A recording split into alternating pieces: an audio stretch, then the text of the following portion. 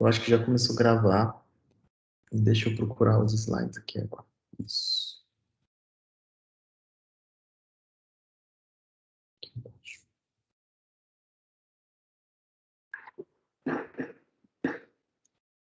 Bom, foi. O que eu vou contar aqui para vocês hoje, apesar de vocês, Michelle e Bruno, que estão assistindo a aula online, já terem inscrito o resumo de vocês no projeto, então vocês vão ver muita coisa que vocês já sabem, mas vou tentar trazer alguma coisa nova. E para quem vai acessar essa aula depois no AVA, que está sendo gravado, espero que possa ajudar vocês a escrever um resumo, porque para quem está assistindo a aula, né, ou é desse grupo, desse horário, é para quem já está mais avançado e tem um prazo curto, e uma das metas é ir em congresso. Então, eu pensei nessa aula justamente para esse pessoal que precisa ir em congresso para comprovar o TCC, tá bom? Bom, vamos lá. Além de resumo, vou falar também aqui um pouco sobre o título, né? Então, o título, ele é a porta de entrada do trabalho, digamos assim. Quando vocês vão buscar na literatura artigos, vocês acabam lendo o título primeiro, e depois que interessou o título, vocês vão para o resumo, não é isso mesmo? E então, a ideia aqui é dizer a importância de se escrever um bom título, né? Que consiga chamar a atenção de quem consiga ler ele. E no caso de quem está escrevendo um projeto e quer mandar para um resumo ou quer mandar para o comitê de ética, o título, a importância dele é que é a primeira impressão que fica. Então, quem vai ler, se ler um título legal, já começa a ter uma boa impressão do seu trabalho, tá? E o título ele tem que ter a ver com o que o pessoal vai ler depois, né? Quem for ler o leitor que for ler seu trabalho, ele tem que, pelo título, já ter uma ideia do que ele vai ver. É muito estranho, e isso acontece às vezes quando um título não tem nada a ver com o trabalho, tá? Isso às vezes acontece, assim. Então não cair nesse erro, a dica. E o que o título ele precisa ter? Ele tem que ser claro, conciso, revelador e provocador, tá? Então é inovar, ir direto ao ponto. Ele sumariza a principal ideia do trabalho, que foi isso que eu falei, né? O título ele é muito atrelado ao objetivo do trabalho. Então, se você faz um título parecido com o seu objetivo, você tem grande chance de acertar. E a última coisa a ser feita, né? Se você vai escrever um projeto e seguir aquela orientação que eu sempre dou, de começar pela introdução, depois objetivos, metodologia, referências, aí vai para o título e resumo. Porque aí você já tem o todo escrito e consegue bolar um título legal. Em seguida vem a autoria. Eu vou colocar a autoria aqui porque é um assunto que muita gente não se atenta, né? Porque a autoria diz alguma coisa sobre o seu papel no trabalho, alguma coisa não, diz sobre o seu papel no trabalho, no artigo. Então eu vejo muita gente às vezes sendo passada para trás ou perdendo algumas vantagens, mesmo sem maldade, mas por falta de conhecimento. Em que sentido? Bom, vem em seguida ao título, né? Então sempre vem o título, a autoria, e a ordem dos autores diz o papel de cada um. O que significa isso? O primeiro autor listado, ele sempre é o autor que está relacionado com a liderança do trabalho. Então, no caso, pode ser o doutorando, o pós-doc, o mestrando, o residente, né, que está fazendo seu trabalho para fazer o TCC e se formar. Tudo isso diz quando eu olho para o primeiro autor da lista, né? Então tá lá, Michele, Bruna, Renata. Quando eu vejo a Michele na frente, eu olho, esse trabalho é da Michele, ela que liderou, pensou mais, ela que trabalhou mais, entendeu? Então esse é o primeiro autor. O último autor também tem a sua importância. O último autor sempre é o mentor. Então ele vai ser o orientador, o chefe da equipe, o dono do espaço, é o que contém toda a informação que vai transmitir para você. Então, sempre o primeiro autor vai ser liderado pelo último autor, tá?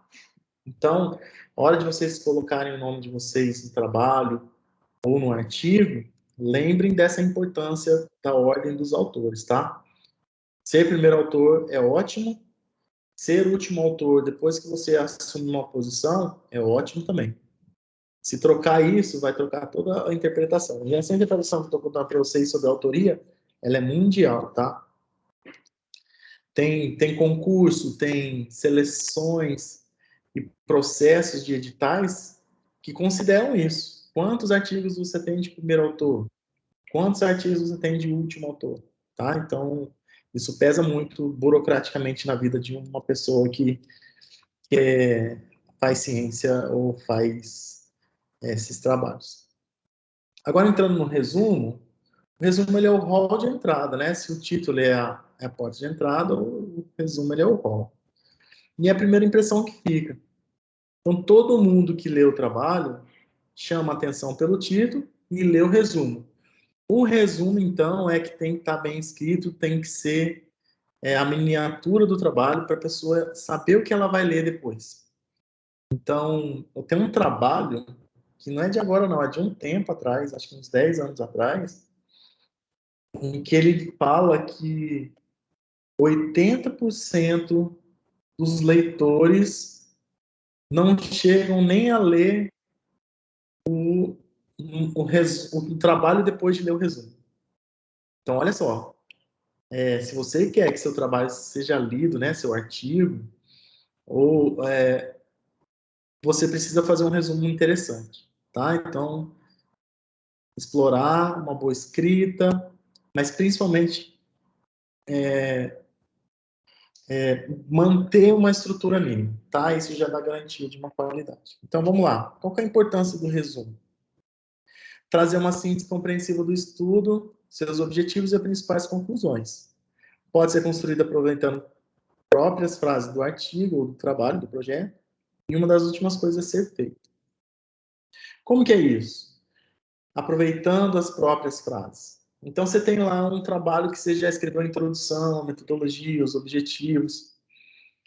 Você pode, então, pegar um parágrafo da sua introdução, copiar e colar, e fazendo um recorte das frases, né, e das colocações, com o seu próprio texto. Aí você depois lê e vê que precisa conectar um parágrafo e outro, uma frase e outra. Você pode fazer esse copy-paste. Minha esposa, ela faz assim, essa é a técnica que ela usa. Ela sai copiando frases, colando e forma um resumo.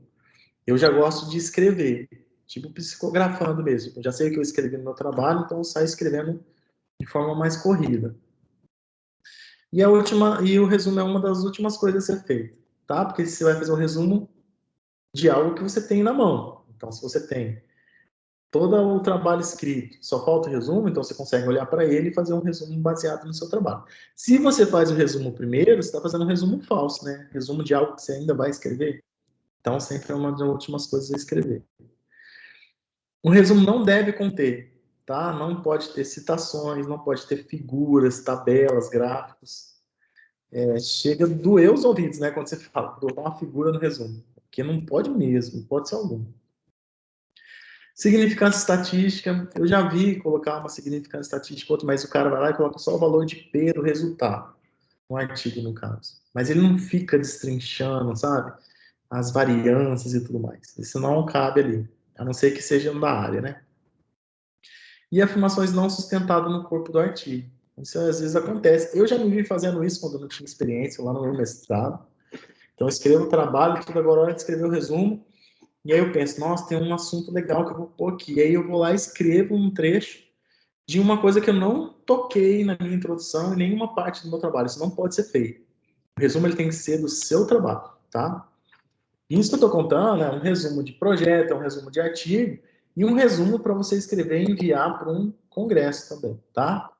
Como é a área da saúde, a gente sempre imagina, né, que o correto é escrever um projeto, mandar a comitê de ética, e aí você tem aquilo aprovado, e aí você vai para o Congresso, tá? Então, quando você for escrever um resumo do congresso, se você tiver resultados preliminares, porque, foi aprovado no comitê de ética, comecei a baixar o banco de dados e analisar previamente, e é isso que eu vou levar para o meu congresso.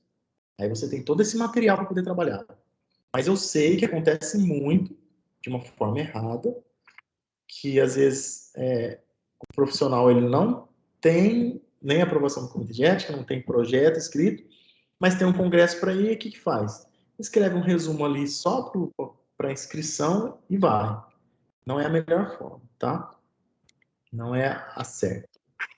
Precisa passar por essas etapas que a gente está passando na disciplina aqui, vocês estão tendo aqui com a gente. Eu chamo de resumo convencional, né, que é aquele resumo que tem todas as partes, é a miniatura do estudo, projeto, e que você segue aquelas regrinhas da ABNT, tá? E é indicado para resumo de congresso, porque é um resumo que tem que estar mais completo. Existe um outro tipo de resumo que não está na premissa da ABNT, mas que a pessoa consegue usar uma criatividade a mais e fazer fora dos padrões da BNT, com menos palavras, mais criativo, mas não é o caso aqui, que o caso de vocês é para enviar para congresso, né? E no caso também, mandar para o comitê de ética, o indicado é o convencional, que é esse que eu vou apresentar aqui para vocês agora. Então, só para fazer uma introdução sobre essa colocação que eu coloquei aqui, miniatura do estudo, eu estou colocando aqui as nuances que um artigo e um projeto traz, comparando um com o outro. Então, olha só, no artigo e no projeto, você contextualiza, né? Começa contextualizando o leitor, para depois chegar no objetivo. Então, tanto o artigo quanto o projeto faz isso, e mostra a estratégia de como vai ser o trabalho no projeto e como foi o trabalho no artigo. Só que quando chega o artigo resultados e conclusões, no projeto você não tem essa parte, porque você não iniciou o estudo ainda. Então, no lugar de resultados e conclusões no projeto, você coloca perspectivas, tá? Então, essa é a comparação, dá até para fazer saber qual é a principal diferença entre projeto e artigo. Que essa é uma dúvida que eu vejo de muitos profissionais na área da saúde. Eu vejo muita gente que chega para mim, sabe aquele meu artigo? É assim, não é um artigo, é um projeto que o cara tem. Eu falo, esse é um projeto, não é um artigo. Então, só para assentar talvez esse assunto também. E aí, dentro disso que eu contei, o contexto é o que do seu projeto? É a introdução, o objetivo são os objetivos, a estratégia é o material e métodos ou metodologia, e as perspectivas são as justificativas e os resultados preliminares que a gente der, né? No caso, o resultado preliminar é difícil na saúde porque precisa de autorização do comitê de ética. Só pode começar depois de ter autorização, então não dá para ter resultado prévio, né? Mas para quem faz área básica, sim. Então, olha só, aqui, só para amarrar tudo que eu falei, então, e exemplificar. Um exemplo de resumo convencional, tá? Eu peguei isso de um projeto de um aluno meu, que eu achei que está estruturalmente correto, talvez a escrita pode ser um pouco melhor, mas vai atender o que eu quero mostrar agora. O trabalho, então, no caso, é sobre meningite. Então, olha, vamos ler rapidinho. A meningite caracteriza-se pela inflamação das meninges, a membrana que protege o sistema nervoso, blá, blá, blá, pode ser causada por vírus, bactérias, fungos, entre outros agentes, tal, tal, tal. Tá vendo que essa é uma informação introdutória, contextualizadora? Se uma psicóloga pede para ler esse trabalho no comitê de ética, que pode acontecer, tá? Porque o colegiado do comitê de ética ele é multidisciplinar. Se ela pega para ler, ela tem que entender o que é meningite, né? Ou alguém de uma outra área. E no congresso, é interessante ter sempre, porque às vezes tem iniciação científica, às vezes tem pessoas que estão começando a área profissional naquele primeiro ano, tem menos experiência, então vale a pena falar do assunto. Então, sempre introduzir. Essa é uma parte introdutória e vou continuar. A transmissão ocorre por meio de vias respiratórias, gotículas, blá, blá, blá, secreções, e ainda a introdução, tá vendo? Falo do que é, quem pode causar, como pode ser transmitido e sintomas, tá vendo? Febre alta, persistente, cefaleia, blá, blá, blá. No tratamento, utiliza-se antibiótico terapia e medicamentos, blá, blá, blá. Então, olha só, até aqui, isso aqui é contextualização. No resumo, tá vendo? E aí começa. A presente proposta pretende determinar a letalidade do meningite no Espírito Santo. Gente, isso aqui ó, é o objetivo, tá vendo? Então, eu contextualizei, estou falando do objetivo, e aí vem. E caracterizar perfil demográfico. Tudo isso é objetivo. Os dados utilizados no projeto serão coletados DataSUS. Isso é metodologia, em uma linha. Ah, mas não é pouco? Não, você está falando que vai usar o DataSUS. Se tivesse que pôr mais alguma coisa, podia? Podia. Com perspectiva, esperamos que os dados possam conscientizar a população, profissionais, tal, combater a propagação do doença. Então, vejam só. Esse é um resumo que deve ter, acho que, 250 palavras no máximo. 300, chutando alto. E ela contém a miniatura do trabalho que eu contei para vocês no início. Então, olha só, eu separei, eu destaquei aqui para vocês verem. Essa parte é a introdução, essa parte é o objetivo, essa parte é metodologia e essa parte perspectiva. Então, tá vendo? Ó, é possível, dentro de 250 palavras, você fazer a miniatura do trabalho. Por que eu queria destacar isso para vocês numa aula? Porque é muito comum quem não tem experiência e está começando a escrever, tem o resumo de 500 palavras e precisa fazer ele virar de 250, porque o edital está pedindo. E aí, o que eu vejo que as pessoas fazem muito errado? Mas, vamos pegar essa parte aqui ó, e deletar. Então, começa a deletar as partes e aí não vira mais uma miniatura do trabalho, porque às vezes o cara corta o objetivo, fica só uma parte do objetivo. Ou vamos tirar a perspectiva? Não é assim que faz, tá, gente? Você precisa reescrever de uma forma elegante, mas mantendo a estrutura, tá? Então, a sua introdução está muito longa, reescreva de uma forma mais objetiva. E para fazer isso, gente, precisa praticar, tá? É prática. Quanto mais experiência você tiver, mais você consegue fazer isso que eu estou falando, que é objetivar as escritas de uma forma que sem perder a qualidade, tá?